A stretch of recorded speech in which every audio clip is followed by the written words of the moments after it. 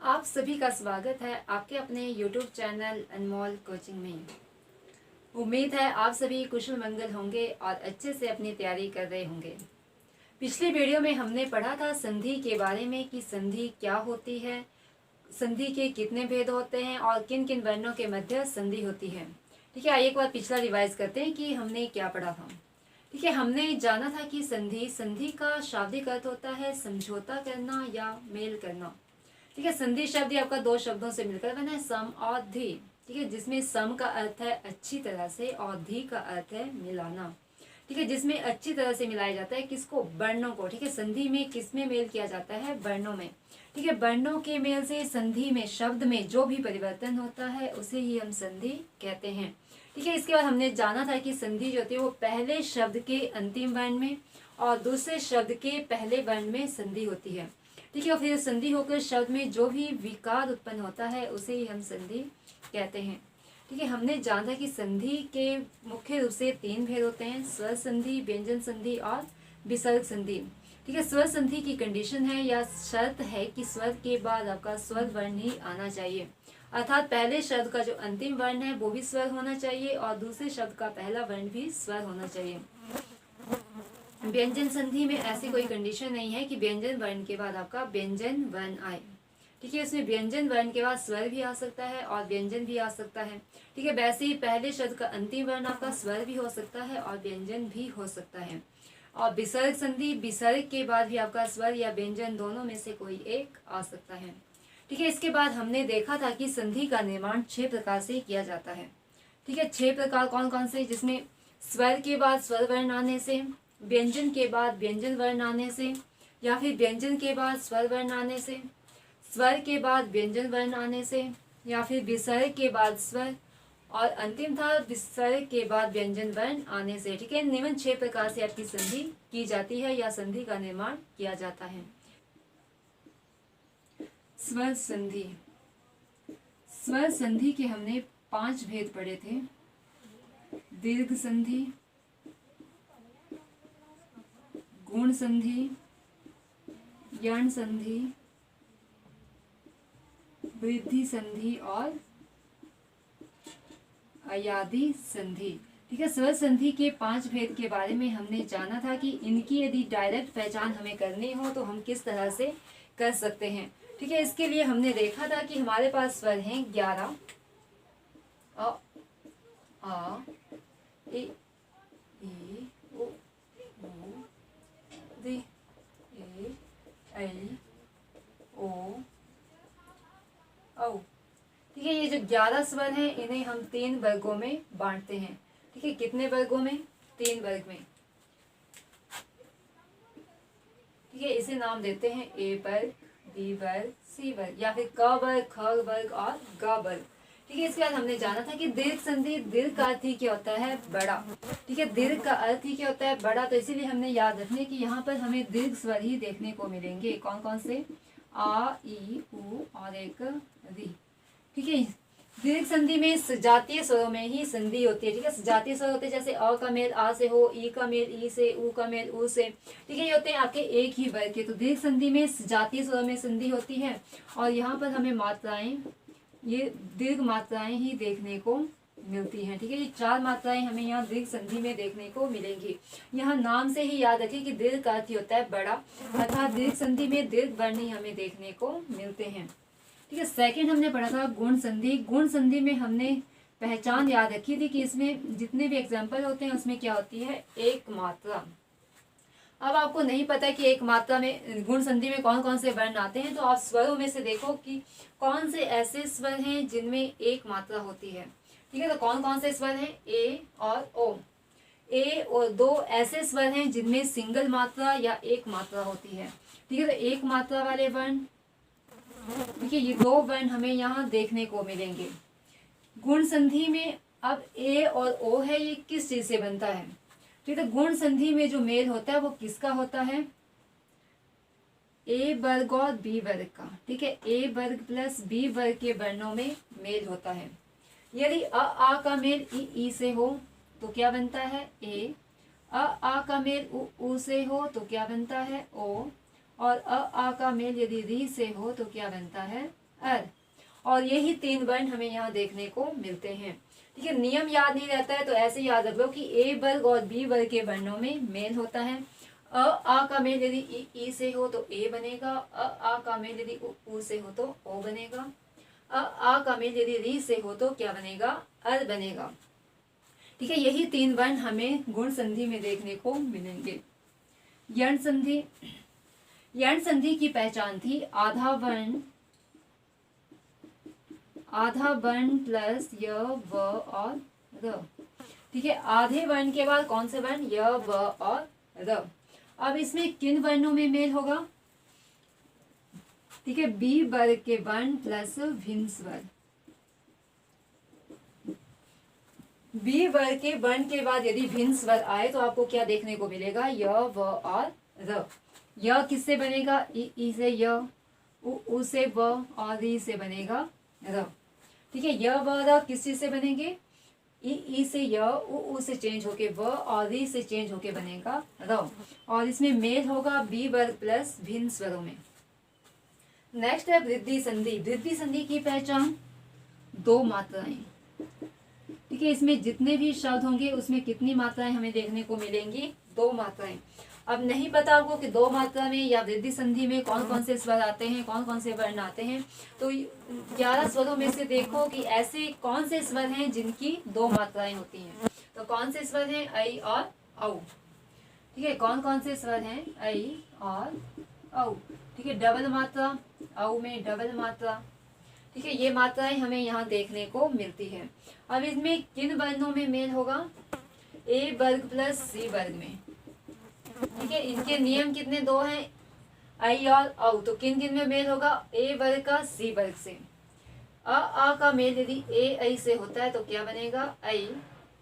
आ का मेल यदि ओ औ से होगा तो क्या बनेगा, औ। ठीक है, ए वर्ग और सी वर्ग में मेल होगा।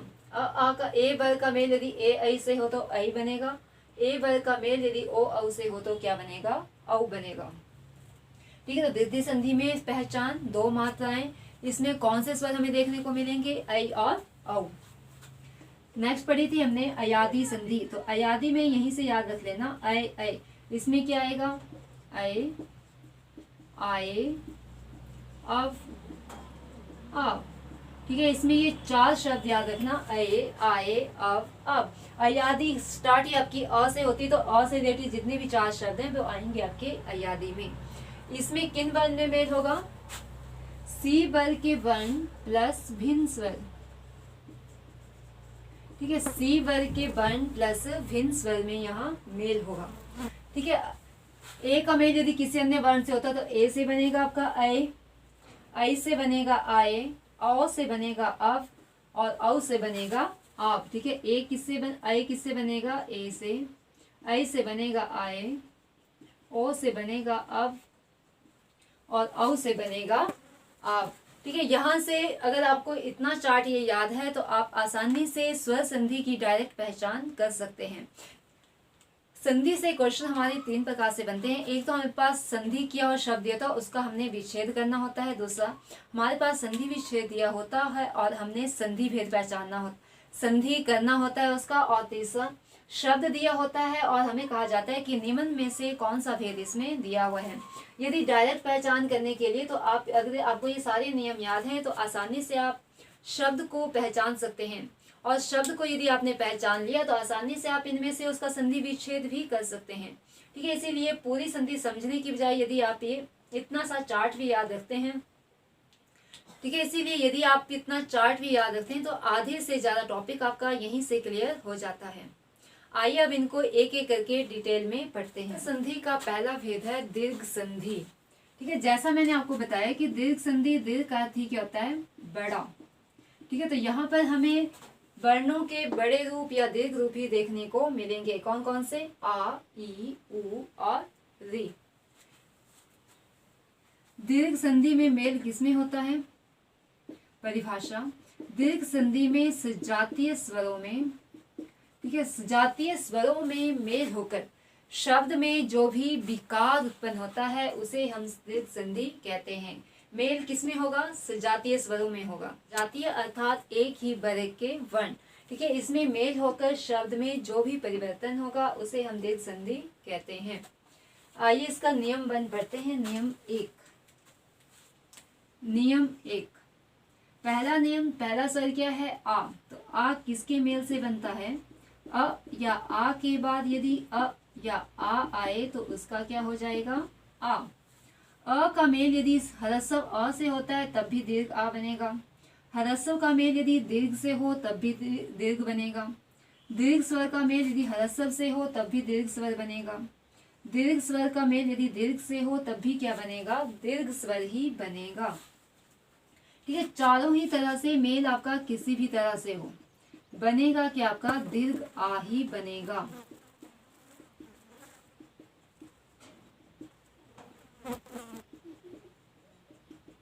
ठीक है, चारों प्रकार से किसी भी तरह से शब्दों में वर्णों का मेल हो बनेगा कि आपका दीर्घ आ ही बनेगा। आइए उदाहरण के साथ समझते हैं कि ये आपके नियम कैसे कार्य करते हैं। ठीक है, जैसे आपके पास शब्द है महात्मा। ठीक है, महात्मा, यहाँ पे हमें क्या देखने को मिल रहा है? आ की मात्रा, और जहां पे आ की मात्रा है वहीं से आपका शब्द टूटेगा। अब इन चारों ही तरह से किसी भी तरह से आपका शब्द टूट सकता है। ठीक है, यहाँ से हमने आ निकाल लिया तो हमारे पास क्या रह गया? यदि किसी भी व्यंजन से हम स्वर निकाल लेते हैं तो हमारे पास क्या रह जाता है? व्यंजन। व्यंजन होता है जो हलंत लगा हुआ। अगर इसमें हम आ ऐड करेंगे तो क्या बन जाएगा? हा। और अंत में हमारे पास क्या रह गया?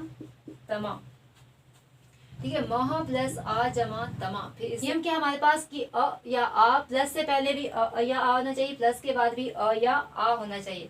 अर्थात अब इन दोनों में हमने अ या आ दोनों ऐड करके देखना है या दोनों जोड़कर देखना है कि कौन सा शब्द आपको शुद्ध प्राप्त होता है। ठीक है, जैसे मह में यदि हम ऐड करते हैं तो क्या होगा? मह।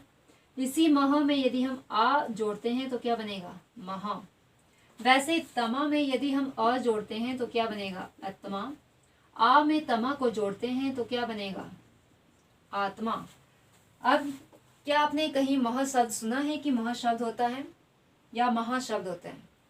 ठीक है, क्या शब्द होता है शुद्ध वर्तनी के अनुसार? महा। आत्मा शब्द होता है या आत्मा? शुद्ध वर्तनी के अनुसार शुद्ध शब्द है आत्मा। ठीक है, जो शुद्ध शब्द है वही इसका सही संधि विच्छेद है। ठीक है, क्या होगा इसका? महा जमा आत्मा। ठीक है, अगर हमें इन्हें जोड़ना होगा तो कैसे जोड़ेंगे? यहाँ पे कौन सा स्वर है? आ, और यहाँ पे कौन सा स्वर है? आ। कौन सा नियम? आ प्लस आ। ठीक है, आ प्लस आ से क्या बन रहा है? आ। महा से हमने आ निकाला तो क्या रह गया? महा। आ और आ से आ बन गया, लास्ट बन तमा।